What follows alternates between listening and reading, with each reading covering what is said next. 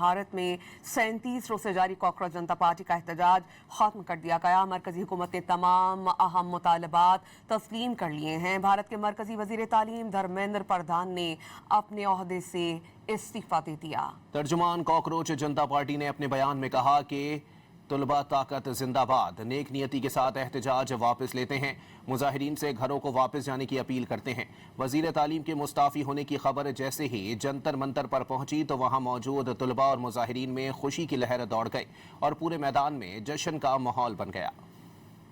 بھارت میں امتحانی بے ضابطگیوں کے خلاف سرگرم کاکروچ جنتا پارٹی نے حکومت کی جانب سے اپنے تمام مطالبات تسلیم کیے جانے کے بعد ملک گیر احتجاج فوری طور پر ختم کرنے کا اعلان کر دیا۔ پارٹی کی جانب سے جاری بیان میں کہا گیا کہ حکومت نے اس کے تمام بنیادی مطالبات تسلیم کر لیے ہیں، جس کے بعد احتجاج ختم کرنے کا فیصلہ کیا گیا۔ کاکروچ جنتا پارٹی کے سربراہ ابھیجیت دیپکے نے مودی سرکار پر واضح کر دیا کہ کاکروچ سے پنگا نہیں لینا۔